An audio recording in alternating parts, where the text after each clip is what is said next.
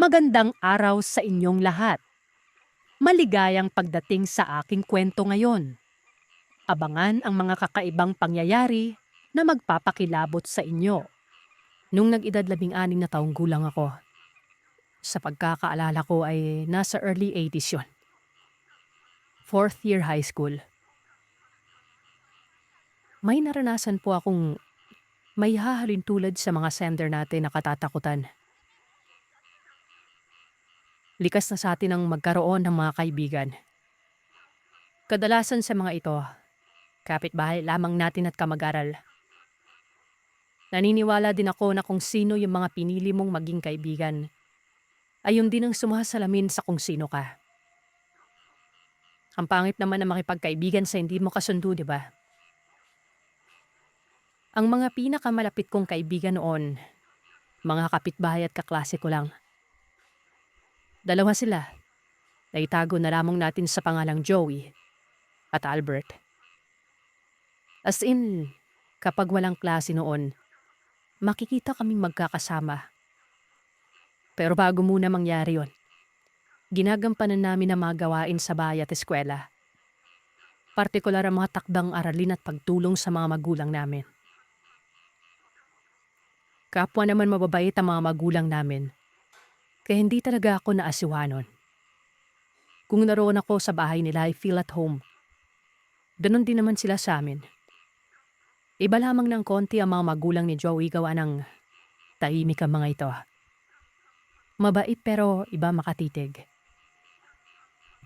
Bugtong na anak lamang itong si Joey. Parang may sariling mundo itong mga magulang niya. Pero nasanay naman ako nun. Lahat ng mga bagay ay nagkakasundo talaga kami. Maging sa mga kalokohan, biruan, tuksuhan at kung ano-ano pang makabasag bidig sa kakatawa. Sa madaling salita, masayahin kami. Pero may bagay noon na siyang bumasag sa lahat. May natuklasan lang na nagpabago ng pagiging magkakaibigan namin. Pero sa kabuuan ng kwento ko na ito babanggitin, Sir Seth. Isa-isahin muna natin sa kung saan nagsimula at base lamang sa pananaw ko noon. Hindi na rin naiiba sa amin ang mga aswang-aswang noong mga panahon na yon. Katunayan ay kasama yan sa mga napag-uusapan naming tatlong magkakaibigan. Naging matunog noon ang gumagalang aswang sa lugar. Base lang sa naririnig talabi namin. Ang iba sabi, lalaki o manong aswang. At pinaghihinalaang may kasamang pamilya ito na mga aswang din. May ilan namang babae o manayon na napadako lamang sa lugar. Sa katunayan, pumapasok na sa isip namin na alamin kung sino itong aswang na ito. Kumbaga, hahantingin namin pero syempre hindi naman namin yun susubukin. Kumbaga dala lang siguro ng pagka-teenager namin noon. Para bang nais lang namin ng patunay kung totoo ba talaga. Hindi naman kami takot tatlo noon. Gawa nang wala namang nababalita ang pinatay ng aswang. Yun ang akala namin. Tinuloy namin yung plano namin na yun. Maangas pa kami. Para kami mga sundalo noong kompleto ng armas. May arnis, itak at kutsilyo. Maliban pa diyan ay may dala din kami mga asin kung saan nakapuslit naman ito sa bulsa. Pero kami lamang dalawa ni Albert noon. Hindi daw kailangan ni Joey ng asin. Alam nyo, habang isinusulat ko yung kwentong to, naalala ko yung pagkaengot namin noon. Sa bagay sa ganong edad talaga, sobrang lakas ng kurisidad. Sabado yon. Tapos kung hindi ako nagkakamali, nasa alas 7 o alas 8 yon. Basta ganung oras kami gumala. Doon kami nagmumula sa bahay nila Joey noon. Tahimik kaming tatlo. Nagkakatulakan pa nga gawa ng isa lang ang dalang flashlight. Ako kasi noon ay lighter lamang ang dala, habang si Albert naman ay kandila. Ano naman magagawa nun, di ba? Bali si Joey ang nauuna sa amin nun. Itong si Joey, hindi ko alam kung bakit ang pinatutunguhan namin ay ang landas kung saan doon nakatira ang isa naming kaklase na babae. Itago na lamang namin ito sa pangalang Ligaya. Maganda si Ligaya. As in, kaming tatlo noon ay inamin namin sa isa't isa na may crush kami dito. Siya lang kasi ang namumukod tanging bulaklak na namumukadkad dun sa room eh. Kapansin-pansin yung angking kagandahan. May alindog pang nakakapanindig balahibo talaga. Ang iba lang, napakatahimik niya. Walang gaanong mga kaibigan. Mag-isa lang lagi at kung may lumapit man sa kanya na kapwa babae, umaalis din kagad. Yung bahay nila ay hindi naman nasa liblib pero parang ganda nga. Kasi nga, dulo ito ng tinatawag na Ilaya. Ang Ilaya ay liko ang daan nito mula sa sentro ng baryo at patungo na talaga sa bukid. Na kung sa bago makarating doon, dadaan ka sa mahabang sakahan at palayan. Nagkakasikuhan kami noon ni Albert. Bumulong pa ako sa kanya na tila ba iba ang pakay ni Joey noon. Sabi naman ni Albert, may kutob din ako dyan.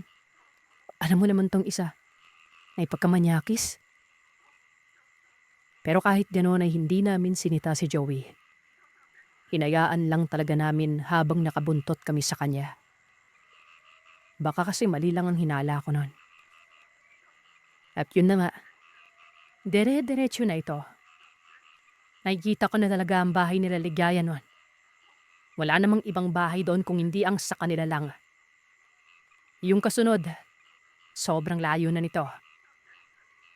Kaya naman hinatak ko na si Joey. Sabi ko pa anong gagawin namin sa lugar. Ang tugon naman ni Joey, malay daw namin at baka ang pinaghihinalaang aswang ay ang pamilya pala nila Ligaya. Sus ginoo ni mo Joey. Huwag mo kaming isilid sa bulsa mo ah. Baka madamay pa kami dyan sa tumatakbo sa isip mo. Hindi tayo maninilip ah. Umiling lang si Joey noon. Hanggang sa nasa likod na kami ng bahay nila Ligaya. May ilaw naman kaya malinaw sa mga mata namin ang lugar bandang likuran. Pero kami noon, alam kong hindi makikita. Dahil nga nasa kakahuyan kami. At bukod pa dyan, nakadapa noon. Pinatay ni Joey ang flashlight. Sabi pa nito, ninja moves daw. Akala ko nga ay sandali lang. Yung simpleng puslit at aalis kagad. Hindi tumatayo ang dalawa, Sir Seth. Kinakalabit ko ang mga ito pero pinangdidilatan lamang ako ng mga mata.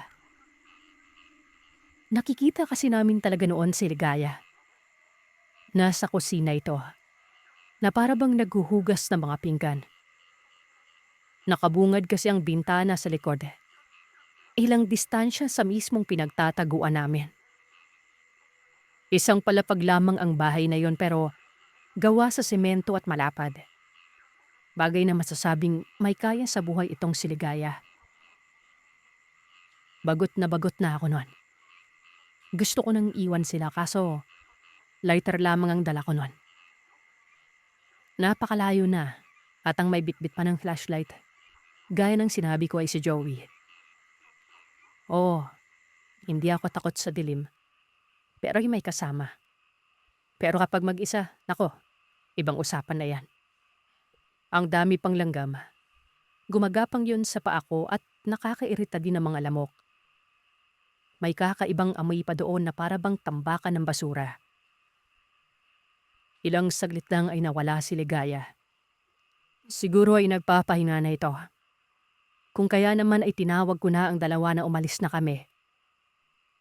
Para bang ayaw umalis kaya pinagbabatukan ko na sila noon. Hoy, ano ba? Naku, pag nakita tayo ng tatay ni Ligaya, lagot tayo. Pulis pa naman yan. Anong pulis? Retirado sundalo daw, oy. Pero may baril pa rin, no? Sabat ni Joey. Tatayo na sana kaming tatlo nang bigla na lamang itong naudlot. Mabilis kaming dumapa pabalik ng halos sabay-sabay. Nakita naming si Ligaya na lumitaw. Alam niyo ba kung saan galing? Galing sa liblib.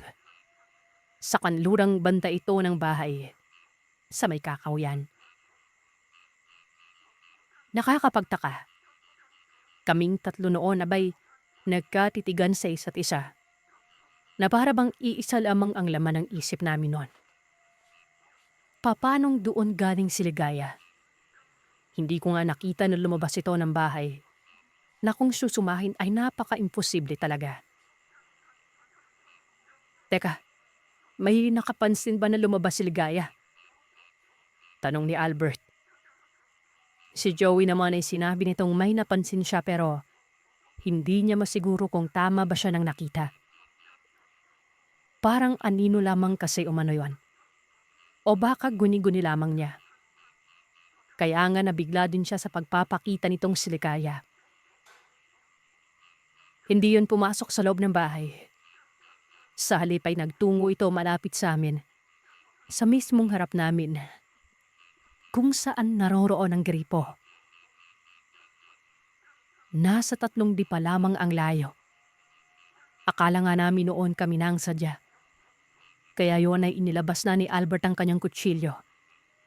Habang ako naman noon, nilabas ko ng arnis. Aswang na yung nasa isip namin nun eh.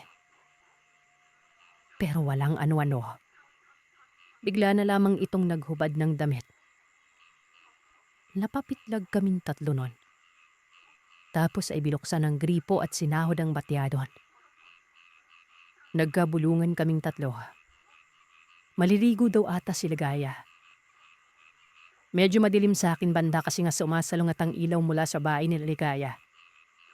Pero sa lapit na yon, kitang-kita namin ang hubog ng kanyang katawan. Nang mapuno ang batya, napapikit na lamang ako ng mga mata noon, kasabay ng mahinang pagmumura.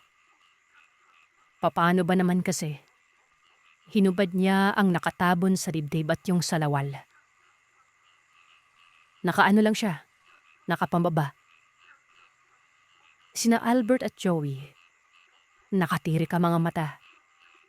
Pabor sa kanila gawa ng nasa gilid sila at alam na alam kong kitang-kita nila ang lahat kay Ligaya. Yung hinala kanina na aswang ito, nawala nun. Inisip namin na napadaan lamang si Ligaya at hindi talaga namin napansin. Baka umihi lamang yun doon sa may liblib. Wala akong gagawa noon kung hindi sakyan na lamang ang dalawa. Kung sabagay, one for all for one.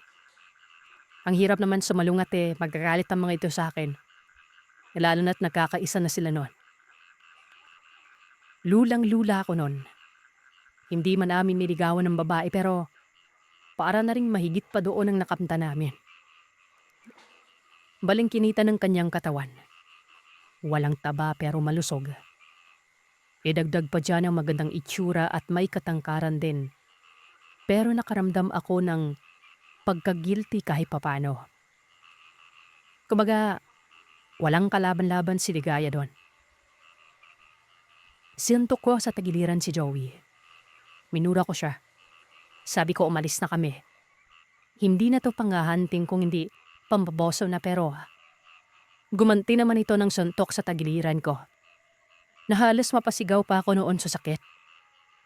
Ang sabi ay pagkakataon na daw kaya samantalahin na lamang. Sumabat naman itong si Albert na siyang ipinagtaka ko. Iba ang boses niya noon. Para bang boses gasgas garalgal. Parang may plema ang lalamunan pero matapang ang boses niya. Napatingin pa nga kami ni Joey sa kanya. Magkakasalubong ang kilay niya. Nakabuka ang bibig. Tumutulo pa ang laway na parang walang malay. Kaagad itong siniko ni Joey. Para bang nagulat pa at nagtaka yan. Anong nangyari sa'yo? Teka, bakit? Are? Tubo ni Albert sabay Hapuhap sa tiyan nito na para bang gutom. Ang sabi ko naman, bakit nag-iba ang kanyang boses? Makakakita lang ng babae ng hubad para ng halimaw. Hindi din si Albert at sinabing may masama lamang sa kanya.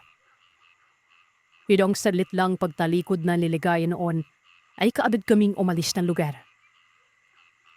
Tahimik si Albert pero barisa ang mukha niya.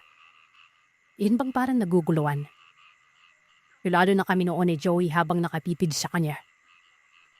Masabi ko pa nga kay Joey noon, na grabe umantig ang pagkadalapi ni Albert. Kulang na lang lapain ni si Ligaya. Nang makalayo na kami ay muling hinapuhap ni Albert ang kanyang tiyan. Napakarikot ng kanyang mga mata na para bang baliw. Hindi naman namin yan pinansir at baka naging guilty lamang sa service na nakipa namin sa kanya kanina. Pero walang ano-ano. Bigla na lamang itong tumakbo. Pinawag ko pa siya noon kung saan pupunta pero hindi kami pinansin. Parang baliw ah. Ano kayang nangyari sa kanya? Di ko alam, Joey.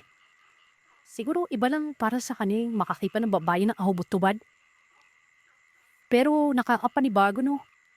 May mga magazine naman tayong mas marinaw pa sa nakikipa nating Teligaya eh. Wala namang ganung reaction si Albert. Uwi na lang tayo. Wala naman silbi tong paglilibot natin eh. Ikaw kasi kung ano-ano pang pumapasok sa isip mo eh. Manyakis ka talaga. Uwi ka ako noon. Aminado ako na nadaanan para din namin noon ang bisyo ng isang birata. Yung bisyong hindi nakakasira. Yun ang aliwan sa mata. Alam niyo na yun. Yung nakita ko kay Albert, noon ko parang siya napansing may kakaiba sa kanya. Para bang hindi pa ako. Nakakapanimago pa man pero binariwala ko lamang yan. Kinabukasan, umaga pa lamang ay umugom na ang balitang may hinabol umano ng aswang kagabi. Ang nanay ko mismo nagsabi nito. Pinatotohanan naman ito ng tatay at ang sabi ay maraming sugat umano ang kinamo noong taong hinabol ng nilalama.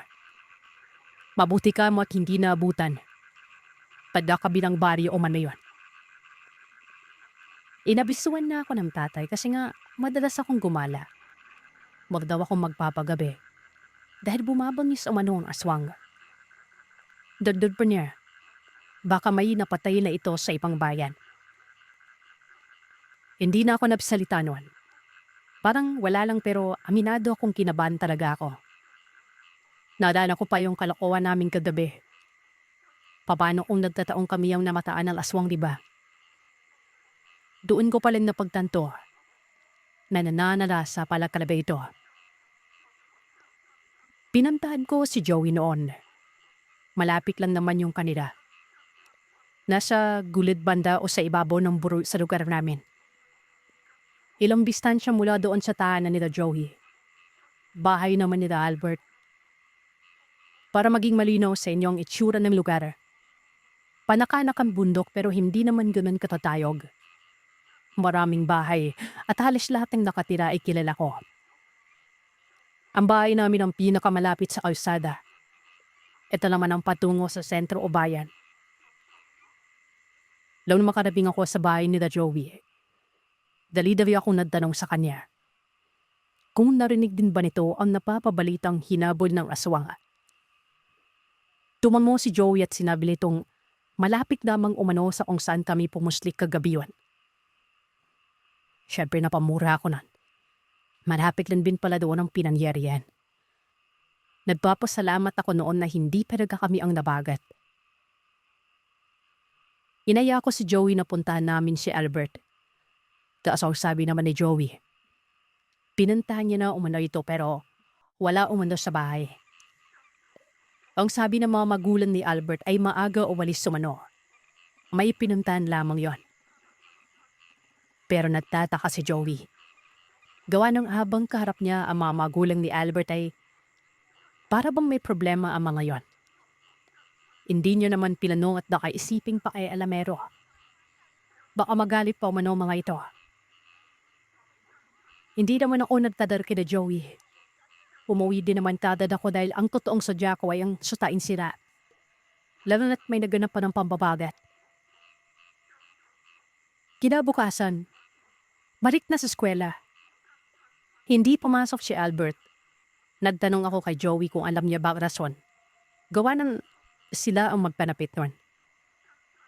Pero ang kagum sa akin ni Joey ay hindi na alam. Pagkasapit ng uwian ay dumiretso ako sa bahay ni Albert. Nag-aalala ako nun. Si Joey noon ay sinubukan kong alain pero sinimangutan lamang ako. Kaya ako na lang. Nang nakarating ako sa bahay ni Albert ay bumumad sa akin ng nanay niya. Bari-bari ako nagtanong noon kung ano bang nangyari kay Albert na hindi pumasok. Ang sabi naman ng nanay ng kaibigan ko, naroroon daw ito sa loob ng bahay nila. Masama ang pakiramdam ni Darabnat. Kadad akong pumasok. Salay naman ako doon sa kanila at walang problema kahit walang parintulot. Sakto lang ang laki ng bahay ni Albert. Isang palapad at nakabungad ang beranda nito sa baba. Na kung saan makikita naman dito ang ilang kabayan kasama ng bahay namin. Nakita ko si Albert sa silid niya at nakatarukbong ito ng kumot. Tinawag ko siya. Bumangon ito at sumandal sa dingding. Kinapa ko ang leeg niya. Napakainit. Yadalag na ito pero napakabaho niya na para bang nakadumi sa salawal. Amoy dumi kasi ang silid at alam kong galing yon sa kanya. Hindi ko naman sinabi ito gawa ng baka mahiya yon. Kaya piniis ko lamang yon. Nag-usap kami at nagulat ako sa isiniwalat niya sa akin. Habang papauwi umano siya noong isang gabi, nakarinig siya na may sumisigaw. Sinipat nito. Tapos ay nawindam siya gawa ng nakita niya yung taong sumisigaw. Nasa liblib ito. Tumatakbo at may humahabol. Akala niya ay tao ang humahabol. Kaso nang dapipan niya umano, nakakatakot umano ang mukha nun. Sigurado siyang aswang yan. Naabutan pa umano ang taong hinahabol. O nagtataon naman nung wala siya doon ay baka namatay na ang taong yon. Binapin niya kasi ang aswang. Dali-daling pumasok sa isip ko ang nangyaring pagbagat. Abamantakin niyo, Sir Seth. Nakita pala ni Albert ang nangyari. Dagdag pa niya. Matapos daw noon ay uwalis ang nilalang. Hindi niya sinabi sa mga magulang niya ito nang umuwi siya. Dawanan baka pagalitan siya dahil sa ginawa namin paggala noon. Nagubuluhan ako sa kanya noon. Naalala ko kasi yung mga kakaibang reaksyon ni Albert. Gaya ng nabanggit sa kwento. Parang baliw at bigla na lamang tumakbo palis. Bukod pa dyan, yung pagbabago ng boses niya. Hindi ko alam kung bakit bigla akong kinabahan. Hindi kaya nagsisinungaling lamang ikaw si Albert. Hindi kaya siyang aswang na bumagat. Hindi ko alam kung bakit yun ang biglang pumasok sa isipan ko. Hanggang sa napansin kong may gadas sa mga paa si Albert. Binaba niya kasi ang mga paa sa katre. Na para bang kalmot yon. Parang may sabot na sa isipan ko nun. Lalo na at may kakaibang amoy din kay Albert. Siya namang nabigyan ko ng konklusyon na galing mismo sa nilalang. Batay kasi sa mga naririnig ko kapag sinusumting daw ang aswang. Nagiging mabaho ito. Walang ano-ano. Sabi ko, Bert, apatin mo na ako. May kakaibang nangyari sa'yo bago kami iniwan ni Joey. Tapos ngayon nakita mo yung pagbagat ng aswang din sa tao. Bert, hindi kaya ikaw yung bumagat dun? Bidan kita. Aswang ka ba? Yung amoy mo kasi ang baho eh. Parang aswang na talaga eh. Alam ni Bert nangyari matapos kong makapagsalita nun. Nakapikim ako ng malutaw na kutos galing sa kanya. Nasigawan ba nga ako at sinabi ng baliwaw mano ka nun? Umalis daw siya kadabi dahil masama ang kanyang tiyan. Alamin naman ng umanong, doon siya dudumi sa gilid namin. Tatunayan umano ay hindi niya kinaya at naman siya talagang kanyang sarawal ng dumi. Ikaw kaya'y masiraan ng tiyan. Tingin mo may magandang mukha ka. Hindi ka kaya matataranta. Gusto mo ng patunay? Tingnan mo yung salawal ko dyan sa gilid. Amuin mong animal ka. Inabintawan tangong aswang. Ingat ka pala bakit may kalmot ka, Bert? Anong kalmot? Madilim, kaya kung ano-ano na lang yung nababangga ko. Yumayos ka na dito ko ano mo, mabuti maidudurot. Parang dinabukan ako ng kahihiyan nun. Tilinan ko ang salawan na hinubad niya. Totoo nga, Sir Seth. Nanghingi ako ng tawad sa kanya. Sabi ko ay hinala ko lang. Kung sinabi pa ni Albert na masama ang kanyang tiyan ay hindi ako magkakadanon. Na yun, ang tanong, sino ang aswang? Si Albert noon sinabi sa akin na hanggat maaari, huwag ipagsabi ang nangyari sa kanya. Siguro ay nagkasakit siya dulot ng mapinding nervyos na umaakipan ng aswang leon. Hanggang sa may sinabi pa si Albert. Ayon dito, malapit daw sa lugar nila Ligaya yon. Huwag ko daw itanggi dahil alam niyang pati ako ay nakaramdam ng kakaiba sa babae. Yung biglaan paglitaw-lito sa kaahuyan. Hindi kaya ang pamilya nilaligaya ang aswang. May punto ang kaibigan ko. Malaki ang posibilidad. Tinanong ko si Albert noon kung may ilalarawan niya ba o nakilala ang aswang pero ang sabi niya sa akin ay hindi daw. Pero malakas daw talaga ang kanyang kutob na maraaring si Vigaya yon. Lalo pat kilalang napakatahimik at misteryoso ni Ligaya sa kabila ng adandahan ito. Doon, lapad planuhan namin na subaybayan ikong si Ligaya. Kami lang dalawa ni Albert at hindi kasama si Joey nun. Kalokohan lang kasi tumanya ka ng alam namin. Kaminado naman ako manyak binako pero hindi daling talala no. Kinabukasan, bumalik na sa klase si Albert.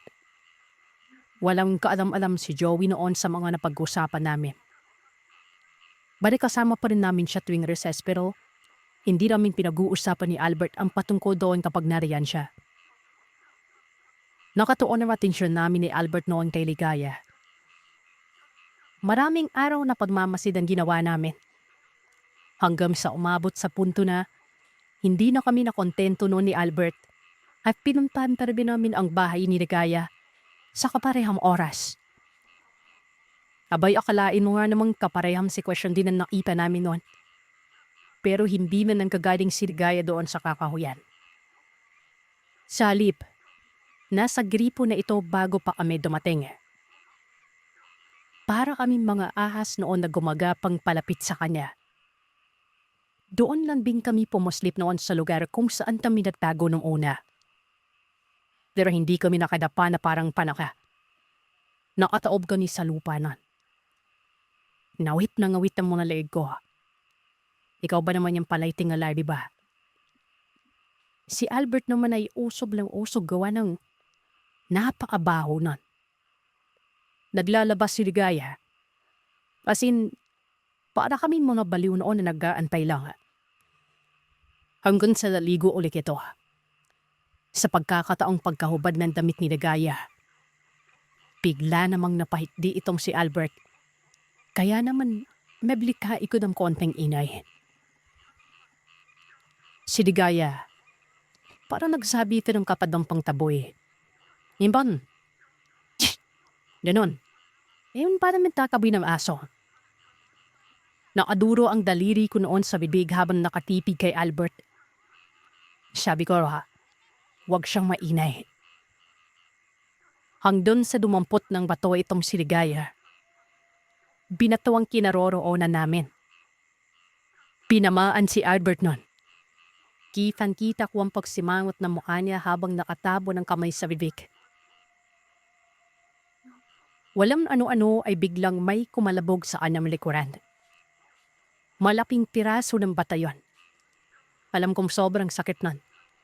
Paawang gusto kong tumawa pero pinigilan ko lang. Umungol si Albert at ang boses ay pinadaan lamang sa rilong. May tao ba dyan? Huwag ka mananakot ah. Babatuin kita ulit. Sabi ni Rigaya. Umiiling ako noon na ipinapahiwapid na wag tatayo at mag-iinoy si Albert.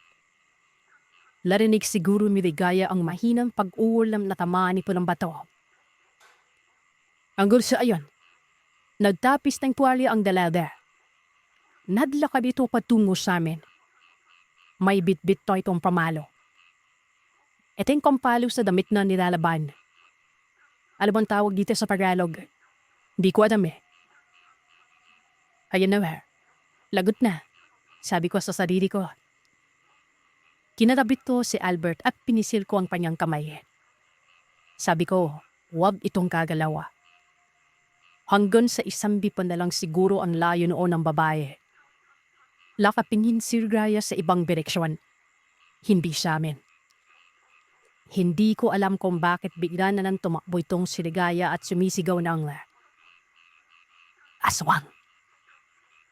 Napakunat ang mukha ko nun. Maging si Albert. Nakikita ko sa mukha niya ang pagtataka. Hindi kasi sa amin nakatuon ang atensyon niya. Pero magpaganon pa man. Dali-dali ko ning gumapang palayo. Sobrang baho, Sir Seth. Ewan ko kung bakit may amoy doon na masaklap pa sa nabubulok na patay na hayop. Noong unang punta namin, amoy basura lang yon. Aminado naman ako noon kasi nga patabi noon ay basurahan. Pero parang may pinapon na patay eh. Tapos napaka-alinsaman pa. Lang makalayo kami ay doon na ako nakahinga ng malalim. Si Albert noon ay sapu-sapu ang balakang. Binadamdam din tama ng bato. Kahit nasa ganong tenksyon kami ni Sir Sat ay hindi ko napigilan tumawa. Sinabi ko kay Albert na nagmukha kami mga baliw. Doon namin nakumpirma. Hindi aswang si Ligaya. Ang tagal naming sinubaybayan. Pero ang kimanabasan, nagmukha kaming timama.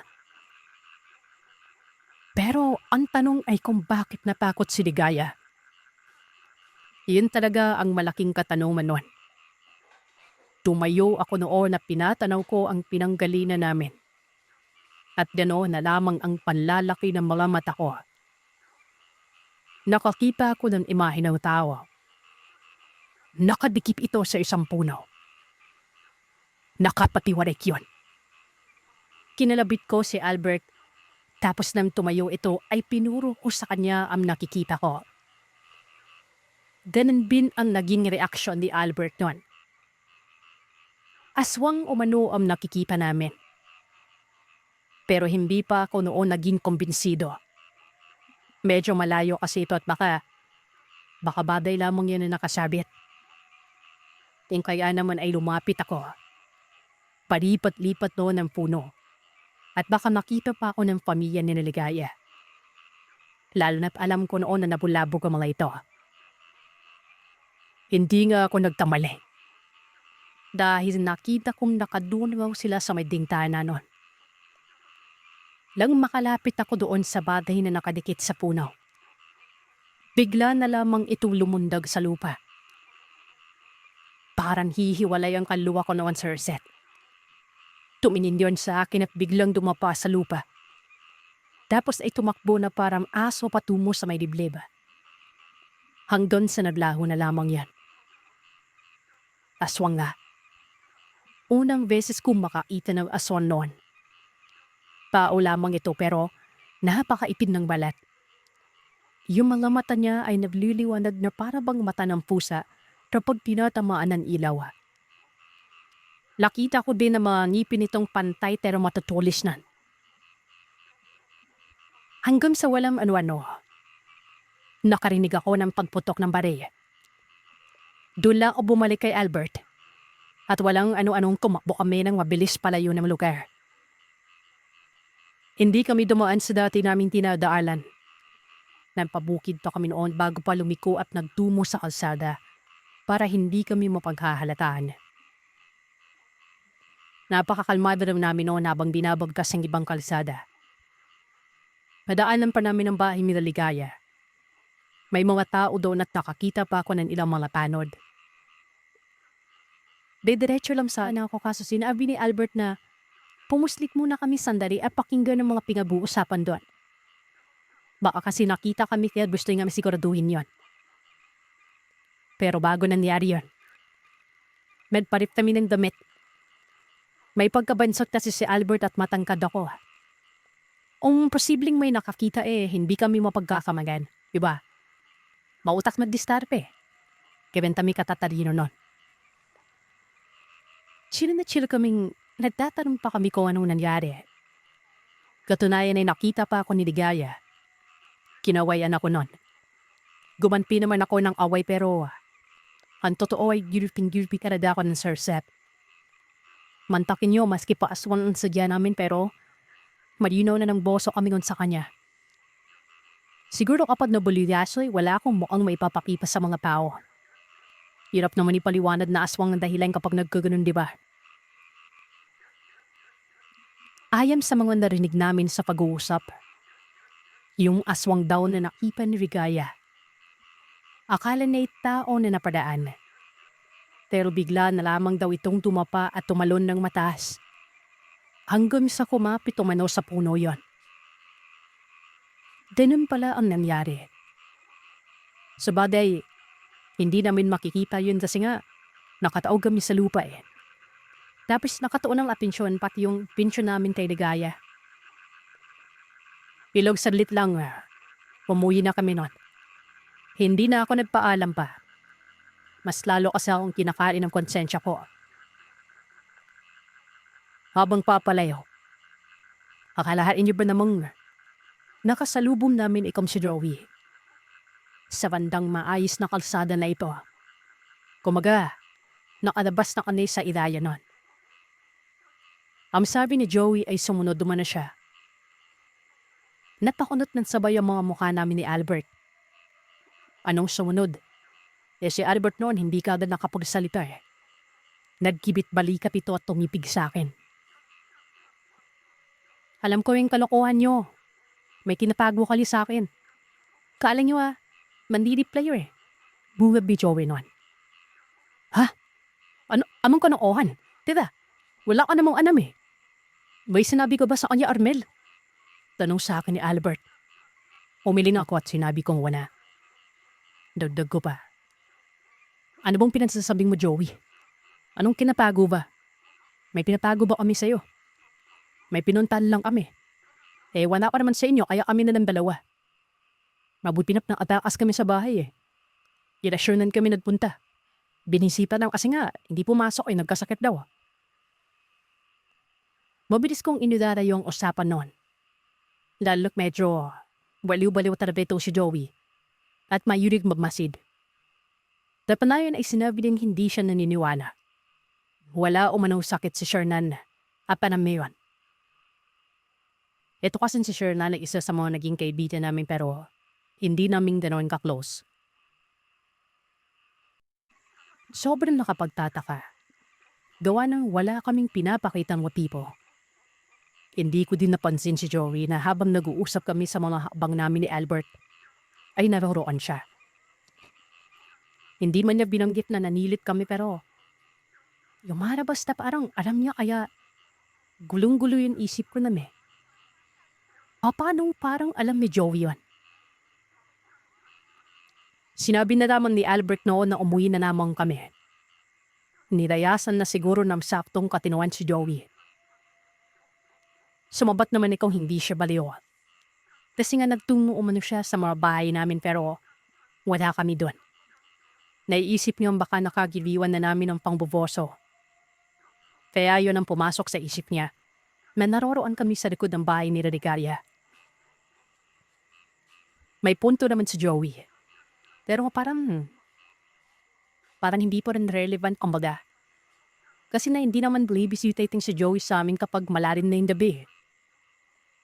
Mantakin niyo, kasagsada ng pananalasa ng aswang. Hatarang kong katulad namin ay hindi makakarigtas si Joey sa abiso ng sariling magulang. Sobrang kaduda-duda, diba? Lalo na't hindi siya na isasama sa plano namin. Parang may mali talaga nun. Pero hindi na lamang ako sumabat doon. Si Albert ay paulit-ulit niyang sinasabing hindi kami nagtungo sa bahay ni Religaya. Habang naglalakad pa uwi ay para bang galitikom si Joey. Hindi ko na lamang pinunapalon. Mabilis na naman kasi makamove on ito. Hanggang sinapansin kong parang may mga galos sa kanyang magkabilang braso. Namumula-mula yun, pero hindi naman tumudugo. Para bang kumapit ito sa malaking body na magaspang.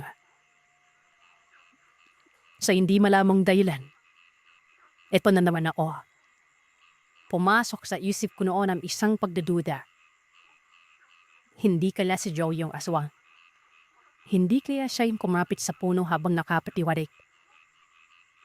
Maipim ang damit niya. Katulad din ng suot ng miralang na yun. Hindi ko na gustong magkamali nun. Ayoko na mapahiya kagaya na lamang noong nangyari sa akin doon sa bahay ni Albert. Minabuti ko munang obserbahan. Sinubukan kong bikitan si Joey. Hanggang sa kumabog na lamang malakas ang dibdib ko noon. Naaamoy ko sa kanya ang baho kung saan naamoy ko sa lugar ni Religaya. Hindi ko ito pinaalam kay Albert. Idong saglit lang ay bumilis ang lakad ni Joey na parabang napapansin itong pinapakiramdaman ko siya. Hanggang sa maaraping na kami sa lugar namin, naghiwa-hiwalay na kami ng direksyon. Nakatitig lamang ako noon kay Joey. Sumasablit ito ng tingin sa akin, Sir Seth. Sa puntong yon ay ako nilang tarada. Para makasiguro din akong walang palya. Baka kasi nasabihan nito ni Albert ang gusto ko noon. Sarili na lamang. Nasabi ko naman na sa simula ng kwento, di ba, na nabuwag ang pagkakaibigan namin. Ito na yung simula nun. Hindi na ako pumupunta kina Albert, maging kina Joey. Sa eskwelahan ay napapansinan kami pero hindi na nag-uusap pa. Nataka-sensitibo ko noon para pekular na kay Joey. Lahat ng mga ginagawa niya ay nakatuon ako pero pasimple lang. Doon ko palang napapansin sa kanya ang mga kilos na hindi ko namamalayan dati. Bigla na lamang itong tutulala. Sisimangot ang mukha na parabang may kakaiba sa katawan. Lalo na noong isang beses na nakipa ko siya doon sa isang tambayan. Gabi yon. Mag-isa lamang siya na wari ba may inaantay. Lakat na lamang ito at biglang sumimamot ang mukha. Kasabay ng pagmuso ng bidig na parabang may inaamoy.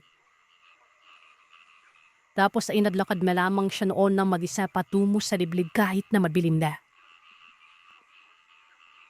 Hindi pa kaagad ako nagbigay konklusyon noon. Basta nakamasid lamang ako labi kay Joey. Hanggang isang gabi, habang nakahiga sa mahabang upuan sa sala noon, napansin kong nagsisikahulan ng mga aso sa kapitbahay namin.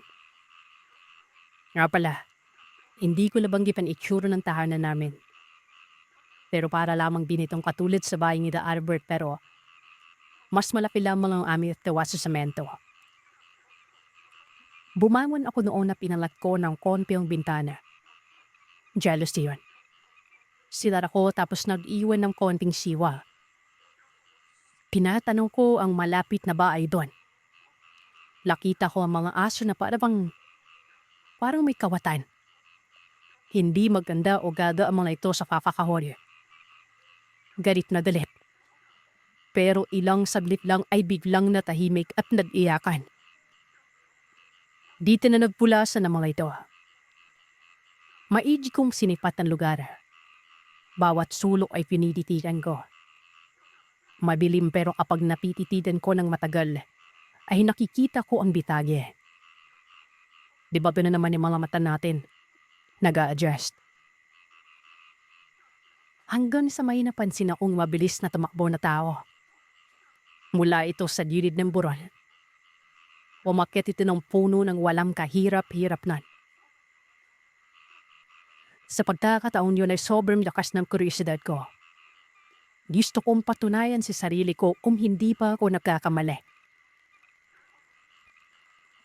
May pagdududa kasi talaga akong ka-Joey.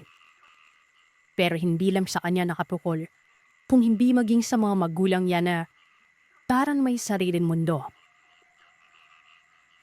Nagditbit ako ng itak. Lumabas ako ng bahay. Doon ako sa likuran duman. Binabaybay ko noon ang tarahiban habang nakayuko. Hanggang sa makarating ako sa puno na kung saan dito ko nakita ang umakyat na nilalang. Tinanaw panang ko ang ikaas na yun. Ewan ko kung bakit nagkaroon ako ng tapang noon. Siguro dahil sa matinding paglanais na malaman ang katotohanan. Sa maniwala man kayo o sa hindi. Nakita ko ang nilalang sa ibabaw ng puno. Nakatungtong sa maliit na sanga. Para bang sobrang gaan ito na hindi malamang yumuyub-yub ang maliit na sanga na yon. Hidong salit lang ay nagpalipat-lipat ito tapos tumawid sa kabilang puno. Hanggang sa nagpadaustos yun. At kitang-kita ko na bigla na lamang lumundag doon sa nakataring kambing. Kitang-kita ko rin kung paano mamilipit ang kambing na yon habang kinakagat ng nilalang. Grabe ang takot na nararamdaman ko. Ang kambing pa naman na yon, pagmamay-ari nila Joey. Alam ko yun gawanan si Joey mismong nagpapastol. Pero kahit takot na ako, ay naroroon pa rin ang pagnanais na maliwanagan ng isip ko. Lumapit talaga ako. Pero habang nangyayari yun, hawak ko na ang itak at nakauman na ito. Hanggang sumarap sa akin ang ginanang at nanlaki ang mga mata ko. Dahil yun ay walang iba. Kundi si Joey. Para bang nagulat pa ito nang makita ko. Yumuko ito tapos inalat pa ang siko para matabunan ng sariling muka. Hindi na maipagkakaila sa akin dahil kilala ko ang damit niya. Ikaw pala yun, Joey? Ikaw pala yung aswang? Habang nagsasalita ako, sinisipat ko ang lugar kung saan ako tatakbo. Maitak akong dala pero alam kong walang panglaban ito sa aswang. Hanggang sa tumayo si Joey noon. Inanlat nito ang kanyang muka habang pinapahira ng bibig. Kitang-kita ko ang kanyang mga mata na kumikinaw sa luha. Rinig ko pa noon ang pag-ibig niya. Ang sabi niya sa akin ay aswang umano siya. Maging antan yung mga magulang. Pero hindi naman daw sila yung pipo ng aswang na pumapatay lang tao noon. Huwag kang lalapit. Sige ka, papagain kita. Umaabante kasi ito ng lakad patungo sa akin noon. Pero ang sabi niya ay hindi daw niya ako sasaktan. Kaibigan niyo man ako. Walang mangyayari sa akin na hindi maganda. Sinabi ko na masama siya. Siguro siya ang gumagaton sa tao malapit sa lugar nila Ligaya. Alam niyo ba ang sinagot niya sa akin, Sir Seth? Parang kinurot ang puso ko noon. Siya umano ang bumagat. Pero hindi umano tao yun. Aswang din umano. Aga ibang lugar lang. Dagdag pa niya ay nang makauwi daw kaming dalawa noon, ay bimili kanya si Albert. Alam niya may gumagalang ibang nilalang dahil nararamdaman niya ito. At yung aswang na yun umano ay doon mismo nanggaling sa kung saan tumakbo si Albert noon. Alam niya ring masama ang tiyan ni Albert. Inibigtas niya lamang umano ang kaibigan namin. Baka kasi naghahanap na makakain ng aswang at mapagbiskitahan pa ang tao. Sinunggaban niyo man dito kagad pero Ang nangyari ay tumulong itong si Albert doon sa kadaibang lugar. Pinagbabato si Joey. Sa bagay, nasaan yung aswang kasi siya noon. At yung isa ay hindi. Hindi niya naman magawang lumapit kay Albert at baka makilala siya. Basta napaiyak ako noon. Sabihin na lamang na kinalaman ko na ang totoo pero hindi ko talaga inaasahan ang lahat. Konsensya ang inabot ko. Umuwi si Joey. Binuhat pa nito ang kambing. Ako noon ay habang paparayo ito, ay sinabi kong walang ibang makakaalam sa pagkatao nila. Pero kahit naawa ako noon ay hindi pa rin maiiwasang maasiwa. Ayokong itandi yun. Gawa man yun naman talaga. Kaibigan ko silang dalawa ni Albert pero sinadya kong hindi pumili na isa sa kanila. Para na rin hindi mag-isip ng iba si Joey. Para patas kumaga. Bali ang nangyari ay ako na ang dumadabas na misteryoso. Napakatahimik ko na nun. Wala na akong kinakaibigan. Maging sa eskwelahan ay wala na rin. Tama lang siguro ang ginawa ko pero sa Roblox Bogo. Kaibigan ko pa rin malapit silang dalawa. Pagkatapos din namin sa 4th year, lumikas ang pamilya nila Joey. Hindi na may pagkakailang beridan. Sa kabila na lahat ay wala pa rin akong pinabsabihang iba. Maske sa mga magulang ko ay hindi ko sinabi mga aswang ang pamilya nila Joey. Bilang respeto na rin dahil napakabait pa rin sa akin ni Joey. Maging mga magulang niya. As in, dahil pakikitungo. Hindi mo talaga sila huhusgahan nun. Sino ba namang mag-aakala na sa kabila ng pagkakaroon ng kaibigan? Bubungad na lamang ang isang katotohanan na ang isa sa kanila ay isang aswang.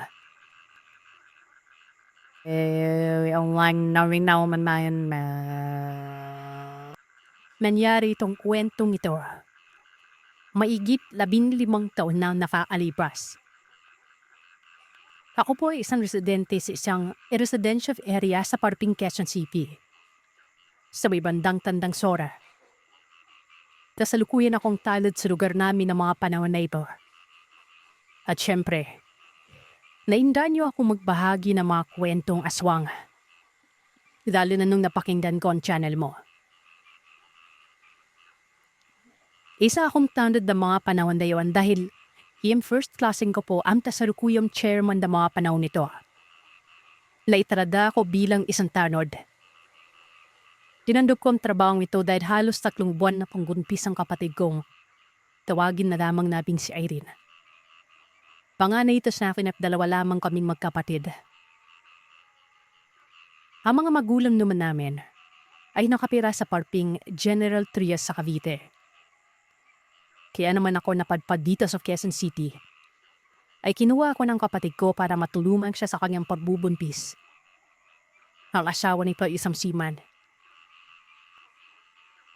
Bali-balawan na ang anak ni Ate Irene. Ang panganay ay tawagin na lamang natin Jacob. At ang italawa naman ay nasa tiyan niya pa lamang gan. Isang hapon ay may dumating na isang jeep na punong-puno na mga gamit. At tumigil ikaw sa paupahan ni Ate Zoida. Na halos katapat ng bahay namin ni Ate Irene. Nasa ika-4 pa silang bahay lampas ng katapat namin nun. Sa madaling salita ay bagong kapitbahay na naman. Ang lugar kung saan kami nakakirari masasabi mong karagang matao. At pila hindi mo kakapaniwalaan na naturoon ito ng karumal-dumal na pangyayari. Ang kinapitirikan ng bahay namin noong mga panahon na yon ay isang beer house na may mga kwarto sa itaas. Maraming GRO na nagtatrabaho dito. Subalit sa kasalukuyan, sarado na ito. Giwa ng commercial space. Desang kwarto sa itaas na bahagi ng kanilang establishmento ay nakasanay na naming mainay tuwing gabi. Isang umaga abang nagkakape kami ni Ate Irene sa labas ng bahay, ay nakita namin ng isang napakaputi, napakakimis at taratong masasabi mong napakaganda. Siya ang bago naming kapitbahay na tawagin na lamang naping Ani. Sabi ng iilan na itong si Ani daw ay isang modelo sa isang fashion center sa Makati. Ang iba naman ay pinagkakamalang artista ang babae dahil sa madundon mukha nito. At ang karamihan ay sinasabing tabit o kiriba lamang ito ng isang mayamang politiko. Maraming haka-haka ang tungkol sa kanya. Pero wala di isang tumama sa mga ito. Dahil ang gusto ng babae na mabing pribado ang buhay nito at napiwasay. Dahil sa angking tudundahan ng babae, ay maraming kalalakihan ang napapasulyap dito.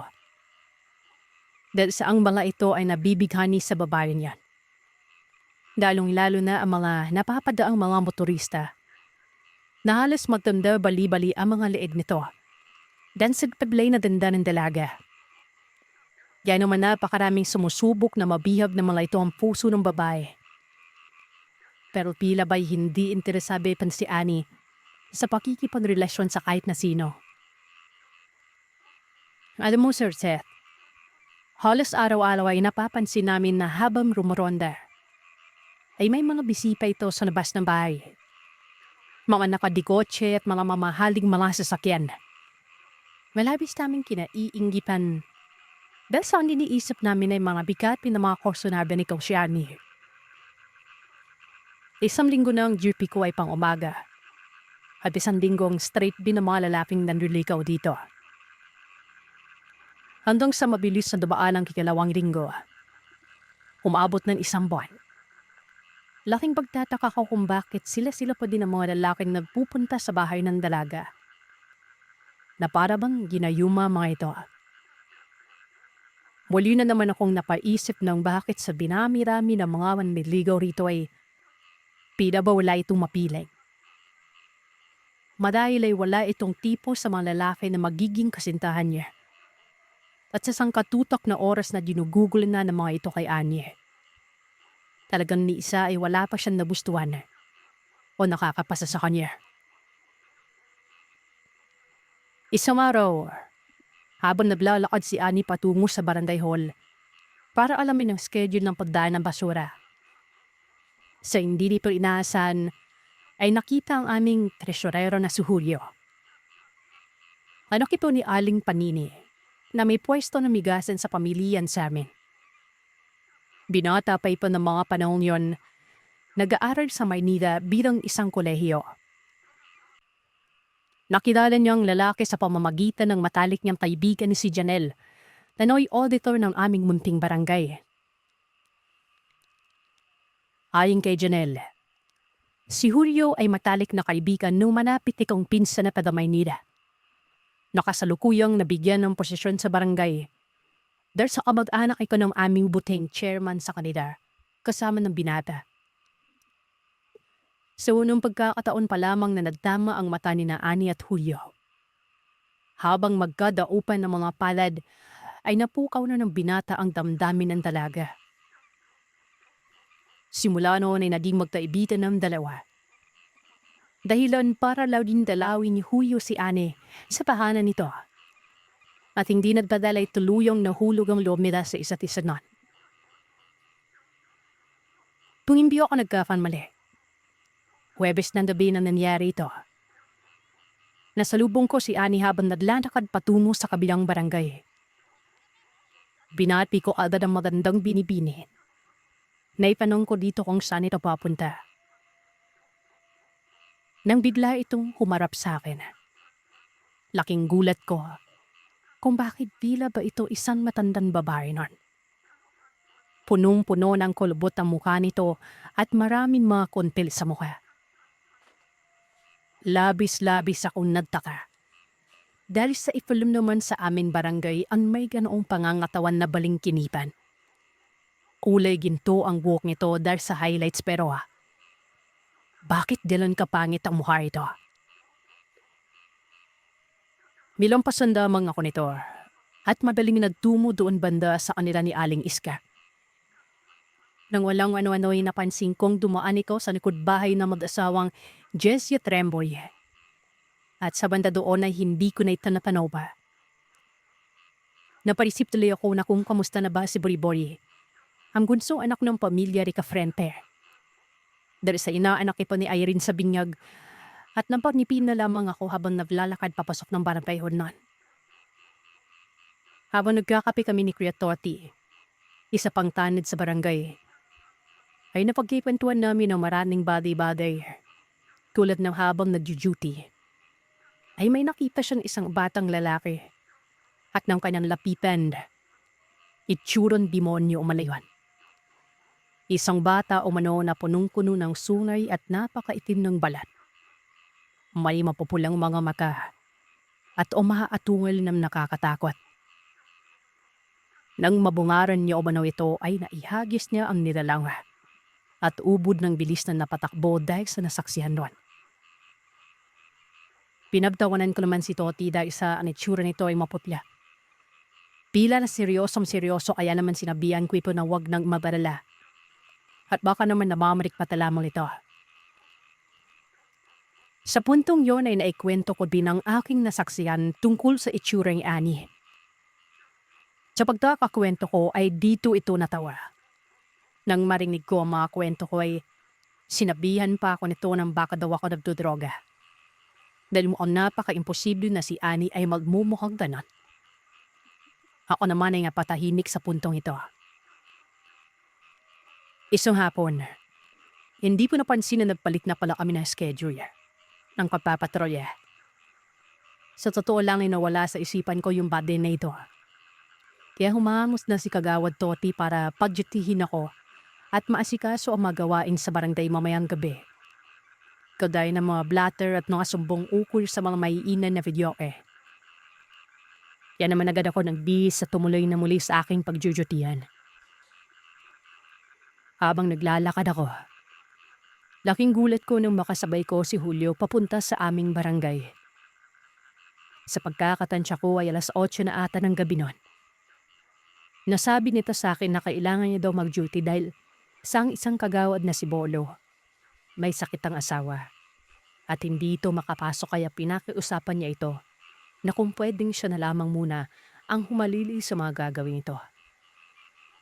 At dahil sa wala naman itong gagawin sa kanila ay pumayag naman ito noon. Habang nagpapatuloy kami sa paglalakad, nagkwento ito sa akin. Kuya Ludwig, nabalitaan mo na ba yung nangyari on sa pamilya Recurrente? Yung sa kabilang barangay? Yung dun sa pinagtatambayan yun nila Kuya Toti? Kay Aling Iska ba yun?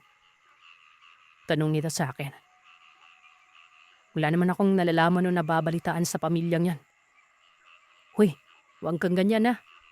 Si Ate Irene yung ninang ng nakababatang anak ng pamilya Recafrente. Sagot ko naman. Ay talaga ba?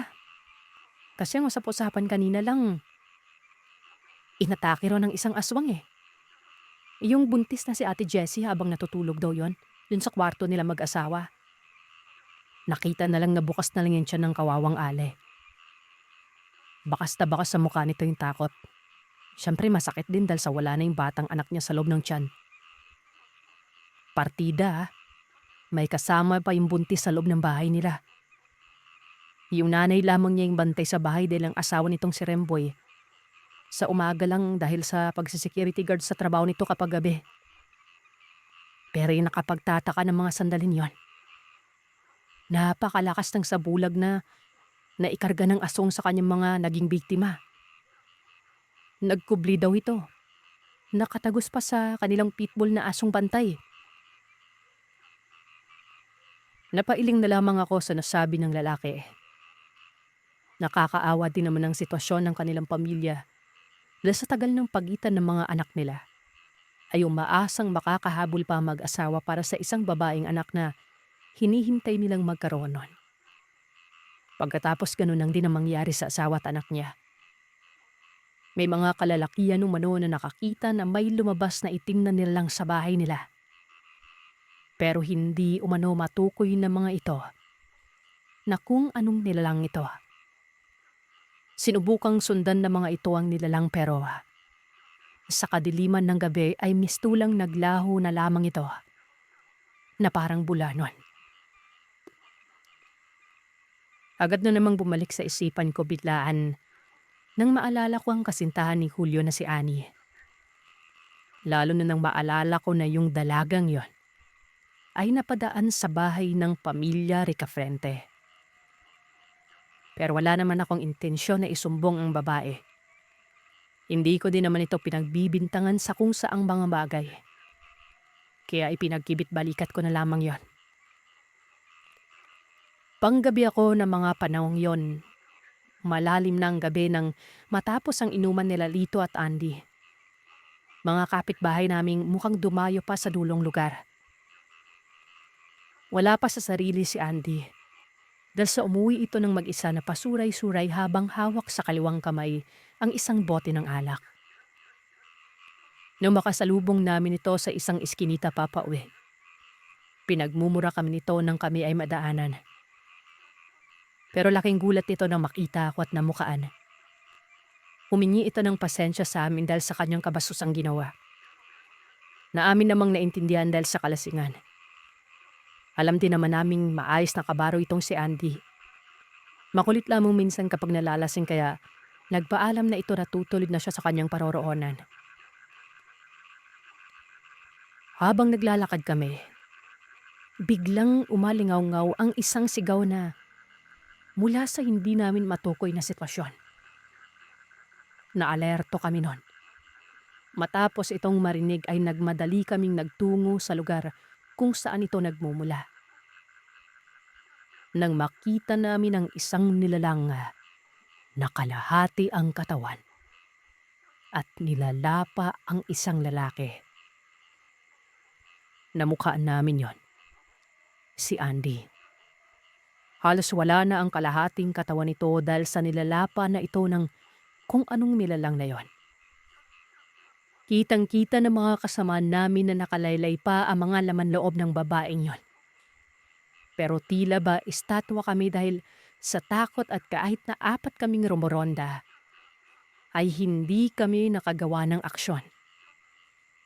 Pero ang isa sa aking kasama ay hinawakan ng mahigpit ang kanyang batuta.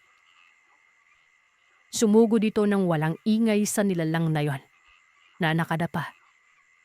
Sinimulan niya itong paghahampasin sa may likuran, ulo, mga balikat, hanggang sa mapuruhan ito ng todo. Napaitad ang nilalang. Pinitik nito ng madawag na itim na pakpak ang lalaki. Tumilapon ito papalayo. Dahil sa nakita namin na duguan ang ulo ng nilalang ay sabay-sabay na kaming nagsitakbuhan at pinaghahampas ang nilalang na yon. Nahirapan itong kumilos dahil sa natamong itong mga pinsala. Walang ano-ano ay bigla itong nagpakawala ng napakalakas na pag-atungal na halos bumasag sa aking mga tenga. Pagkatapos nitong sumigaw, ay humahagibis ito sa ere at doon ay iniwan na nito ang biktimang lasing na si Andy habang nilasog-lasog ang kawawa nitong katawan. Dali-dali naman kaming tumawag ng ambulansya. Isinugod namin ito sa ospital para matulungan o maisalba. Pero dead on arrival na nang kami ay dumating nun. Halos hindi kami makapaniwala sa aming nasaksihan. Ilang buwan nang nakalipas, naging laylo ang pamumuhay ng lahat ng taga sa amin. Yan naman kami ay naging kampante kahit na papano. Pero ang aming ipinagtataka ay kung bakit naman kami nakakatanggap ng mga report tungkol sa mga nawawalang mga aso. Halos ilang araw din ang aming ginugol para malaman namin kung paano at ano ang tunay na nangyari. Napag-utusan kami ng aming chairman na imbestigahan ang mga ulap ukol rito. Yan naman mabilis kaming kumilos. Pero wala kaming makuha na lead kung ano o sino ang may mga sala. Hanggang sa sumunod naman nawala ang mga pusa sa aming lugar. Dati-rate, napakaraming pusang pagala-gala sa amin. Kahit saan ka lumingon ay makakakita ka ng isa o dalawa. Pero ngayon ay halos wala na talaga. Sa sobrang kuryosidad ng aming butihing chairman ay kinausap nito ang lokal na gobyerno sa kanila pero wala naman daw ordinansa ukol sa mga gumagalang mga hayop.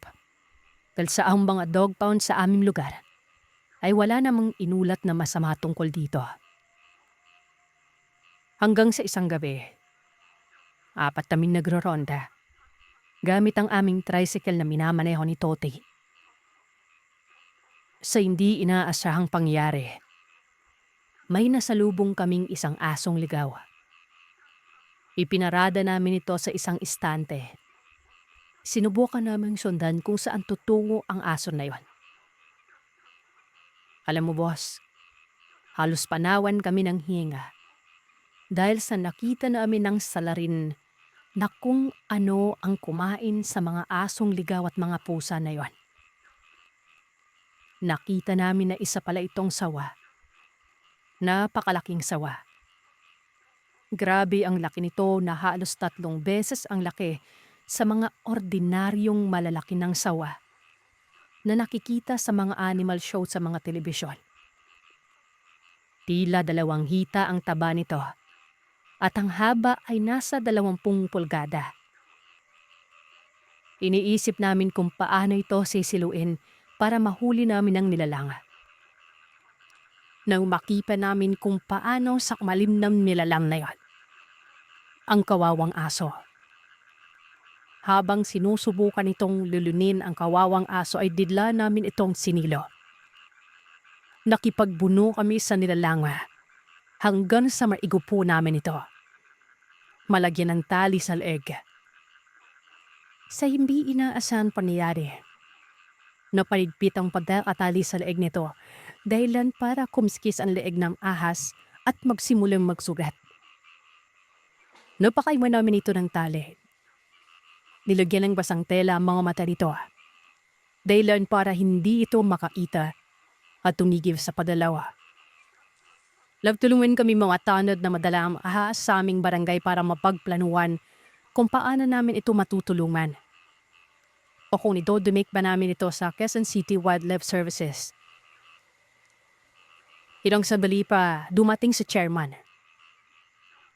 Nakita nito ang kalagayan ng ahas at biglang ipinaayos din kasami ng pagkakatali. Dahil nga sa mahigpit ito. Pero tila ba walang gustong sumunod sa chairman dahil sa takot kaya naman tuwawag na sila ng rescue nun. Habang nagkakapi kaming mga nakahuli at inaabangan namin ng mga rescue para sa ahas. Napansin namin na halos 4:00 na pala ng madaling araw nun. Walang rescue. Muli ay sinita kami ni chairman at sinabi ni Fasabi na pingnan namin ang ahas na sowa sa likod ng barangay hall para masiguro na buhay pa ito. Gulat na kami Sir Seth nang makita namin ang paling nakapaikot rito. Nakalad na. Nawawala ang ahas pati yung mga pelang ginamit namin. Naroroon lamang. Hagib tuming bumalik kay chairman para iulap ang aming nasaksiyan. At kung ano na ang aming gagawin nun. Dito nagsimula ang bari-bali pa sa aming lugar na may gumagalang dambuhan ng ahas. Isang hapon, papawala ng sinap ng araw. Nakasalubong namin si Alice sa pamilyan. Galing kami ni Ate Irene sa check-up nito. At dahil sa ang doktor niya ay hindi pwede ng pag-umaga. Pinaunalaman nito na hapon na maging check-up. Nasa pamilyan kami para bumili ng aming may ulam sa gabi nun. Gulat na gulat ang dalaga. Nang makita kami ni Ate Irene, habang bumibili ito ng 5 kilong atay. At iba pang laman loob ng baboy.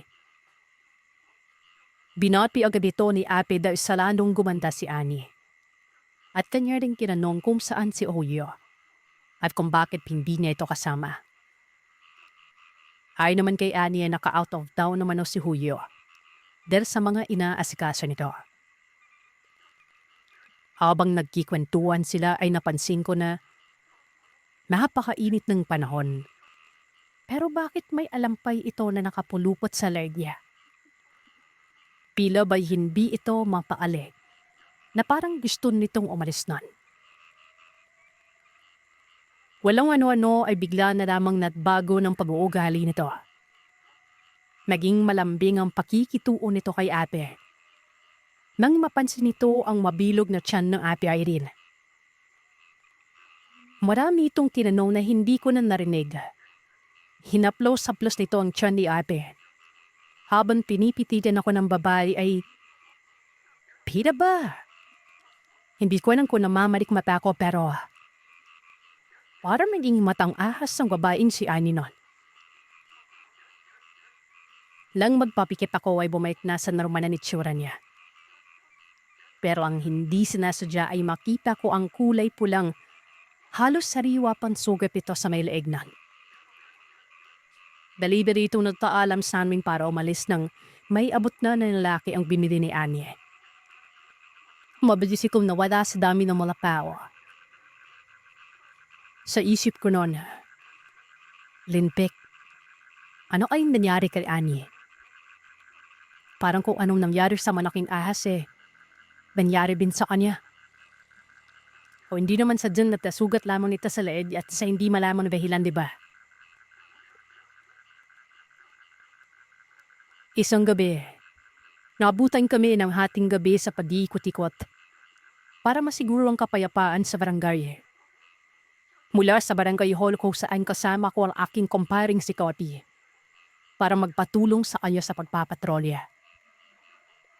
Nagkataon kasing nagtasakit ang isa sa mga tanabi ng kasama na si Bong na dating tumatanggap ng duty sa The Bebel sa muli na namang nagbago ang schedule namin. Dahil ayaw naman naming ngapulaan ni Bong sa mga pakisulyo nito at sa magaling rin naman itong makisama sa amin kapag doon naman ang nakikipagpalit ng schedule. Pinuluman din namin suhuyo na kasintahan ni Annie nang mag-audit na ito sa mga nadasta sa aming barangay kaya naman inabutan na rin kami ng hating gabi sa paglilibot.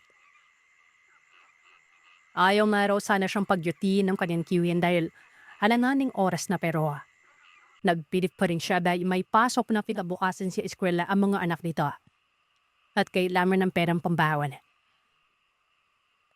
Hindi na rin kami nagpatagal sa pag-iikot dahil alam naman nilang pagod na rin kami sa maghapong trabaho sa barangay on. Habang naglalakad kami papunta sa dulo ng aming barangay, medyo mapuno at madilim sa panapin na yun. Malalaot pa si Cotty na baka raw may mangharang sa amin tapag kami ay dumaan pa doon. Matapang ko namang sinagot na hindi naman ako matatakotin. Lalong-lalo na sa dilim. Kaya kahit mabilim ang aming dinadaanan, ay pinapa pa rin ang aming loob habang naglalakad noon. Pero lang nakapasok kami, ilang sandali lamang ay nakarinig na kami ng pagtaliskos. Pati na rin ang mga pag-atumay sa paligid. Tila ba may mabilis na padaan-daan sa amin harapan. Humahawi sa matataas na damo sa paligid ng aming binadaanan na parting mabiring nun. Dimigyan rin namin ng mga pag-iinay na mga pagkahulog ng mga tuyong halaman sa lapag. Palatanda ang may talagang kung sino naroroon sa gawin ng mga ilay. Biglang nakaramdam ng kakaiba si Cotty. Yan bang parang kinakabahan kami na ewan? Basta hindi kami mapakali nun. Dayan pa man, hindi na lamang namin binigyang pansin na mga yan. At muli ay nagpatuloy sa aming patutunguhan. Pero hindi niya inaasahan na biglang may bumulaga na kung anong bilalang sa mismo harapan namin nun. Tila isang malaking ibon na putol ang kalahating katawan. Ang bulto ng katawan ay ang babae na sadya lamang nagtatablay ng malaking pakpak at tulad nung sa panikin. Meron din itong nakakatakot na mahabang buhok. Nanlilisik ang mga bidugan nitong malamata. Nakalabas ang matatalas na ngipin. Pati pangil habang kumapatas pa sa ere. Sa panabay namin ni Toti ay hindi pa namin masyado maaninag pero nang masikatan ito ng liwanag ng buwan, nakita namin ang kahindik-hindik na itsura nito. Aswala. Napatras kami ni Toti Bear sa takot at pagtabila. Nawalan kami ng balanse dahil sa aming pagtutulakan. Natumba kami noon. Dumausdos pababa ng isang mataas na bahagi ng tahanan. Napagulong-gulong kami ni Toti sa damo at sa maluwag na daan pero may kadiliman nun. Hindi namin mabilang kung ilang ulit tumama ang aming mga katawan sa malalakit mabibilog na mga batong buhay. Mabuti na lamang binatadawa naming makapunta sa isang halos patumba ng malaking ugat ng puno. Kaya napatigil kami sa paggulo. Pero parehong bumaba ang likod namin sa malaking ugat na yon. Ang akala ni Toti ay iligtas na kaming dalawa. Pero laking gulat namin pareho. Nang biglang may dumamba sa kanyang likuran. Pilit inaangat ng nilalang ang aking kasamang si Toti. Ayon pa kay Toti, ramdam nito ang matatalim na kuko ng nilalang na sumalakay sa amin. Maging ang matulis umano na pangil nito ay pilit na ibinabaon sa kanyang braso. Dahil daw sa ito ang ginagamit itong pangsalag sa mga atake ng nilalang nakaharap nun. Napasigaw pa nga raw siya sa pag-aakalang gatan siya ng mga pangil at dila ng nilalang. Sa takot na tuluyan siyang malapa ng nasabing aswa, napilitan siyang bumitaw sa kinakapitang sanganon. At kaya muli siyang nagpagulong-gulong sa lupa kasama ng nilalang na hindi bumibitaw sa pagkakasamhal sa braso niya. Napaigtad siya sa sakit. Matapos tumama ang katawan sa malaking bato. Pakiramdam daw ni Toti na tila ba nagkadurog-durog ang mga buto niya sa katawan. Dahil sa mga pinsalang natamo. Agad ko namang sinundan si Toti kung saan nito nagsisisigaw para makahingi ng tulong. Dahil sa subatang balikat nito. Sa pagkakataong yon, ay hindi pa rin kami nilulubayan ng nilalang. Pero napansin namin na tila hindi kami bubuhayin nun. Dahil sa kahit saan kami magsuot, inaarangkadahan kami. Sinusubukan kami na masungkit nito. Nang makasiguro na hindi kami maaabot ng nilalang ay muli kong sinipat ang nasugatang parte sa balikat at braso ng kaibigan. Paulit-ulit umano siyang pinagkakakagat nito. Natatawa pa si Toti na mukhang mahina umano ang nilalang dahil sa hindi daw siya napatay nito. Kahit na duguan na nga siya nun. Dahil sa mga narinig ko ay pinilit kong palakasin ang loob ko at harapin ang kung anumang humahabol sa amin nun. Inakay ko sa magandang pwesto si Toti. Patawa-tawa pa rin ito. Bago ako lumabas ng pinagtataguan naming puno na may mga matatalas na mga sanga. Naisip kong hambalusin ng nilalang sa tuwing aatake ito gamit ang mga kukong matalas. Ilang beses itong sumalakay at ginagawa ko naman ang makakaya ko para maiwasan yon. Nakailang hambalos din ako. Tinamaan ko ito sa dibdib at sa likod. Hanggang sa mapuruhan ko ito sa ulo. Umatungal ito habang hawak-hawak ang ulo niya. Kita namin ni Toti kung paano ito nagpaikot-ikot sa ere bago ito makarecover at muling makasalakay. Sinamantala ko naman ito at buong lakas na pinukpok ang ulo ng sumusugod na nilalang na yon. Bumalandra ito sa may batuhan. Manghang-manga si Toti sa mga nakita nito. Mabilis akong tumayo at muling hinawakan ng napakahigpit ang aking batuta. Nasa isipan ko ay kapag nagtangka na naman itong umatake, lalo kong lalakasan ang pagkapalo nun. Mabilis akong tumalon patras sa muling pagsugod ng nilalang. Sumisingasing sa galit ang nilalang nang muling mahampas ko ang siko at braso nito. Kahit na nasasaktan ay wala itong pigil sa pagsugod. Nakahanda naman ako sa mga magaganap. Maagap kong nasasangga ang ginawang pagkakalmot nito hanggang sa nagawa kong mahawakan ng mga pakpak niya. Magkasabay na pinilipit gamit ang lakas ko noon. Nagtangka pa itong manlaban, pero hindi na nagawang makawala pa. Ano na? Demonyo ka. Napakarami mong pinatay. Pang-aasar ko pa noon. Bigla itong magsalita, Sir Seth. Huwag umano ako magyabang. Sa oras umano na makawala siya, sisimutin niya umano ang lahat sa akin noon. Ultimong buto ko ay wala siyang matitira. Malakas kong pinihit ang pakpak niya. Narinig ko na parang may lumagatok doon. Umatungal ito. Hanggang sa maya-maya pa ay dumaing na lamang itong pakawalan siya. Sa pangakong hindi na siya doon muling mambibiktima.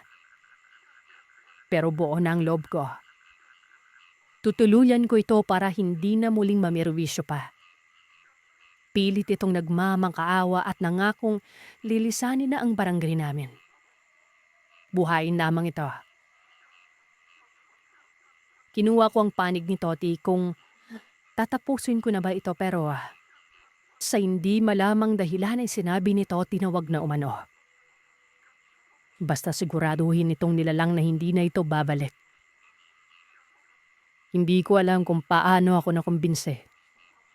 Pero sinabihan ko rin ito na sa oras na maminsala o kahit na sino ang maperwisyo nito ulit sa barangay namin, muli namin itong tutugisin ni Toti. Papatay na namin ito. Nangako ito, Sir Seth. Natuto pa dumano sa usapan namin kaya hinawakan ko ito sa magkabilang pakpak. Binitawan ko ito ng pahagis at nang makawala, nagsimula na itong magpagaspas. Mabilis na humagibis at sa hindi malamang dahilan ay lumingon pa ito at nagpasalamat nun. Ilang sandali pa ay naglaho na ito sa dilim. Inakay ko si Toti nun. Tumuloy na kami sa paglalakad na parang walang nangyari. Pagkarating namin sa barangay, sinuri ko ang buong katawan ng kasama ko para makasigurong kailangan ng malapatan ng paunang lunas yon. Ginamot ko ito nang makitang medyo malaki ang sugat nito. May mahabang mga galos mula sa mga kalmot at kagat ng nakalaban namin. Laking pagtataka ko rin kung paano biglang napatigil ang pagdurugo ng mga sugat nito na tila ba isang mirakulo. Simula noon, hindi ko na ibinaglit ang aking batuta sa aking katawan. Palagi ko na itong dala kahit saan ako magpunta. Hindi ko rin kinalimutang isama ang aking kasangga na nagdadala ng asin at mga abo para kapag muling makasalaumuha namin ang aswang na yon, makakapalag kami. Ng mga sumunod na araw, nakita kong nagtatalo ang magkarelasyon na sina Ani at Julio dahil sa may maliit na truck na nag-aantay sa baba at nag-aakot ng mga gamit nito. Ayon sa babae ay aalis na ito sa barangay namin. Hindi ito nagbigay ng dahilan. Pero nang makita ko ni Ani ay tila ba nakakita ito ng kinatatakutan niyang nilalang. Nagtapon ito sa akin ng isang makahulugang tingin. Bago ito lumabas ng bahay at sumakay sa truck na yon. Lumakas tuloy ang kutob ko na hindi kaya si Ani ang nilalang na sumasalakay sa mismong barangay namin. Pumatay sa buntis na rekafrente. At ang aswang nasawa na kumain sa mga aso at pusa sa aming lugar. Laking pasasalamat ko din na hindi inatake ng nilalang ang ate kong buntis. Magmula kasi nang nauso yung pag-atake ng mga ganong nilalang, pinuno namin ng pangontra ang bahay nito. Fast forward, nang mga anak na si Ate Irene, nakiusap ako kay chairman na kung pwede na on-call na lamang muna ako. para matutukan ko si ate sa pag-aalaga ng sanggol nitong si Baby Annalyn. Isang gabi, pagkatapos ng duty ko, bumili muna ako ng kakanin na paborito ni Ate Irene. Pagkatapos ko mag-asikaso ay pumwesto ako sa itaas ng bahay para kumanta bilang pampatulog sa sarili. Dahil nga sa maghapon na pagtatrabaho. Habang lumalalim ang gabi, may naririnig akong malakas na kaluskos mula sa silong ng bahay namin. Hindi ako gumalaw sa pagkakaupo nun. Pero dilat na dilat ang mga mata ko. Pinakikiramdaman ko ang paligid. Handun sa ang inay ng kaluskos ay maririnig ko sa silong. Ay parang nasa ilalim lamang ng hinihigaan nila ni Ate Irene at ng pamangking ko. Halos ilang araw pa lamang na ipinamanaki ko. Biglang umiyak si Baby Annalyn. Ilang saglit na hindi huminto ang bata sa kakaiyak. Kinarder siya ni Ate Irene. Pinabede. Nakikiramdam kaming dalawa sa paligid. Walang ano-ano ay nakita kong nagising si Nana Yoli. Ang kasambay namin na tumutulong sa pag-aalaga sa baby. Kinuha niya si Baby Annalyn. Mabuti na lamang na hindi na ito umiyak. Kinuha ko naman ang mahabang batuta at gulok na pinalis sa pagiliran ko. Lumabas ako ng bahay nun. Diluksan ko ang flashlight para magsilbing liwanag. Walang ano-ano. Bigla na lamang nawala ng kuryente. Hindi namin matukoy kung bakit ganon. Kaya ang ginawa ko ay binudburan ko ng asin at bawang ang lahat ng pintuan. Ultimo ang isang kwarto ay nilagyan ko rin. Nagpa-insenso din ako. Para kung tama ang kutob ko, ay walang makakapasok na masamang nilalam. Sinabihan ko din sila na wag na mainay. Pinalipat ko si Ate Irene. Pinatabi ko ito ay Nana Yoli para hindi na ito matapot pa. Iniwan ko kay Ate Irene ang isa sa mga pangontra namin sa aswal. Yung buntot pagi. Kasama ng asin nun. Lumabas ako habang nakikiramdam sa paligid. Pinipilit kong alamin kung nasaan ang inay at mga kaluskusan na naririnig ko kanina pa. Maya-maya pa ay bigla na lamang lumipat ang inay sa may bandang itaas. Tapos ay uninay na naman. Pero sa bandang ibaba naman. Hanggang sa lumipat ang inay at kaluskusan na yon.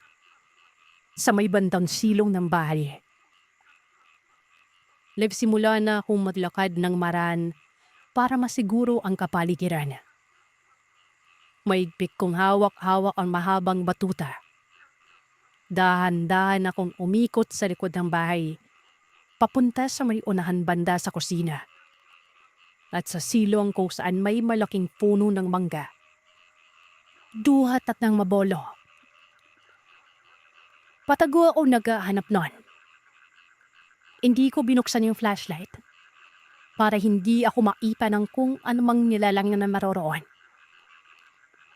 Pilit kong pinipingnan ng kung anuman ang gumagalaw sa bandang silaw namin. Mabuti na lamang kahit papano ay masinag at mabilog ang buwan. Medyo maliwanag ang kapaligiran. Kaya kahit papano ay may nasisilayan ako noon. Anaw na pano ko ang isang matandang bruha. Mahaba at kumipilantik ang buhok niya. Normal na tao ang itsura nito. Maliban sa mapupulang mga mata niya. Parang baliw. Pilit nitong binubuksan ang bintana sa may bandang kusina. Lang may taas niya ang pansarado ng bintana. Saka naman ito sumubok na mag-abot ng kahit na sino doon sa loob ng bintana na yon. Pero ito na ang pinakamalaking pagkakamali niya. Dahil inahong madampian ng asinang balat nito. Lagulat ang nilalang na yon. Sumingasing ito Nagulat naman ako nang makita ko ang isa pang bintana sa kabila na nakabukas na. At ang damit ni Baby Ana rin na naiwan doon. Kinuha ng matanda.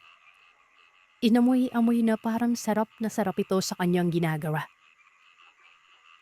Hindi na ako nakapagpigil. At nang alam kong nasa damit na ang atensyon ng matanda, sinugod ko yung bruha. Pinaghahampas ko ito ng batuta ko. Pero kahit halos nakadikit na ako nun, hindi ko pa rin ito matamaran.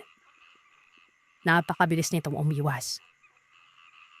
Nang makabuelo ang matanda ay agad itong tumalon sa may bumuhan ng patuwad-tuwad pa, na para bang isang ligaw na hayop. Tapos ay tumalon ito sa kabila. Hindi ko na ito binigyan ng pagkakatawan. Patakbo ko siyang hinabol hanggang sa masaktuhan ko ang matandang bruha sa isang poste na dikit sa isang bubong. Nang bumuelo ito ay hinampas ko ang nilalang, pero nakaiwas pa rin. Nagpakawala ito ng malakas na atungal at sigaw na kalade namang nakakatakot. Wala akong tigil sa pagmumura nun. Hinahamon ko ang matanda na kalabanin ako pero pilit na umiiwas ito. Palaytagro sa pwedeng pagtaluan. Madalas ay nasa itaas ng poste. Maya-maya pa ay bigla itong nawala sa panining ko. May naramdaman akong malakas na paghila mula sa aking likuran. Ikinatumba ko yon. Laging dahilan para mabitawan ko ang aking batuta. Mabilis na pumatong naman ang matandang bruha sa akin para mapigilan ako sa pagtayo nun. Nakahawak ito ng napakahigpit sa magtabilang braso ko. Masakit yun. Malakas ang nilalang at ang pagkakapilipik na sa mga kamay ko. Hapang sasakmalin na ako ng milalama. Pero nakapagpumidlas ako. Nahawakan ko siya sa may leeg nun. Nung makakuha ko ng pagkakataon ay pilit kong milalayo ang sarili ko sa kanya. Habang inaabot ko naman ang gulok na nakatali naman sa padiliran ko. Lan mapansin ito ng matandang bruha. Bigla itong tumalon papalayo sa akin pero dahil sa mabilis din ang pagkilos ko nun, nahablik ko ang itak at nahabol ko ito ng kahit manipis na taga sa may pagiliran. Bumagal ito sa paggalaw. At magsusugod pa ulit ang matanda. Pero nakarinig na kami ng sigawan ng mga taong may mga dalambing tanyan itak. May mga dala pang ibang matapalas na kawayan. Mga sulo at iba pang matatalas na bagay na paparating sa kanaroroonan naming dalawa. Doon na kumaripas ng takbo ang nilanama. Naman akong inalalayon noon na mga kapitbahay namin. Umiyak na lumapit sa akin si Ate Irene at si Nana Yoli. Habang karga si Baby Annalyn na walang tigil din sa pag-iiyak ng mga panahon yon. Kahit paano, sumakit ang katawan ko. Lalong-lalo na sa magtabi ng braso at banakang. Hindi ko rin ininda. Kinuha ko kay Nana Yoli si Baby Annalyn. Hagdad naman itong huminto sa padiyak. Habang si Ate Irene naman may kinapik ko sa braso na parang sinesinggisan kong alis tamang ako. Tinanong ako ng mga kapitbahay namin kung ano nangyari ngayon. Nagrento ako. Sinabi ko na noon ko na nakita ang wanda ng bruha na yon. Kaya hindi ko alam kung saang banda ito mahahanap nun. Kumalat ang balita sa lugar namin ng mga panahon na ito. Kung anong nangyari. Naging mitsyate ng pakot sa mga tao na nakakila doon. Lalo na yung mga taong umuwi ng gabi. Araw ng Biyernes, naglalaro sa may silong ng bahay ang dalawang pamangking pinsan ko. Habang diniduyan naman ni Ate Irene si Baby Annalyn na tuwang-tuwa. Nang biglang may matandang babae na pansin namin pabalik-balik ang lakad dito sa tapat ng bahay. Paikot-ikot min ito sa paligid na tira ba may hinahanap na o ano sa bahay namin noon. Sa tapat mismo ng bahay ay merong hindi kalakihang puno ng nara. Sa pagitan ng bakod, malata sa matanda na parang hirap na hirap at mahina ito pero hindi ito humihinto sa pagpapabalik-balik sa paligid mismo kung saan malapit si Baby Annalyn. Maya-maya na hindi nakatiis sa matanda. Pinawag kami. Tanong ng matandang babae kung pwede daw ba itong makiinom. Pinaunlakan naman yun ni Nanay Yoli. Habang mabagal na nilaragok ng babae ang tubig ay naroroon lamang ako. Napapansin kong napakarikot na mga mata nito. Kung saan-saan ito napapaningon. Pero nang magtanong-tanong na ito na mga tungkol sa personal naming pamumuhay, nag-arindangan na kaning samagot. Pero dahil pinalaking maganda ang pag-uugali at magalang si Ate Irene, lalo na sa mga nakakatanda, pinawag nito si Manang Yoli. Binuhat si Baby Annalyn at saka lumapit dito habang lakas na dumalang tingin si ate. Nakangusing tuwang-tuwa noon ang matanda at pilit na inaabot si Baby Annalyn. Ayon dito ay napakaganda at malusog umano yung bata. Kung kanino daw ba itong anak. Sobrang puti at napakaganda ng mata. Tila hindi makapalawd si Ate Irene at Manang Yoli. Inabot nila ang bata at pinakarda sa matandang yon. Laking gulat na palos magkapinginan pang dalawa. Noon sininghot-singhot ng matanda ang bata. Naani mo sarap na sarap ito. Na mga panahon na yun ay abala ko sa pagluluto. Biglang may narinig akong kumakausap sa akin ng ilang beses pero kapag lumilingon ako ay wala akong nakikita nun. Ewan ko sir. Pero may bigla na lamang bumulaw sa akin na lumabas ako na para bang may mali nun. Sumakto namang may narinig akong inay nun. Siguro'y nakasalayan ko na rin na hilayin ng mapalas kong itak kapag may mga ganung pangyayari. Napapunta din ako sa labas nun. Nakita ko sa ganung sitwasyon sina Ate Irene, si Nanay Yoli, at si Baby Annalyn na karga-karga ng matandang bruha. Kulang na lamang ay tuwalan ako sa pagbabanan para makapunta sa kinaroroonan ni Ate at ni Nanay. Inablot ko si Baby Annalyn sa matanda. Pinutukan ko sa kanya ang daladala kong itak at sabi ko'y kilala ko siya. Huwag na siyang mag-isip pa o magplano na gawan ng hindi maganda ang pamangkin ko. Kilala ko siya. Sigurado akong siya ang nahabol ko at nakasagupa ko noong nakaraan. Dalit na balit ang matanda. Niluisik ang mga mata nito pero mabilis itong tumango at tumalis na.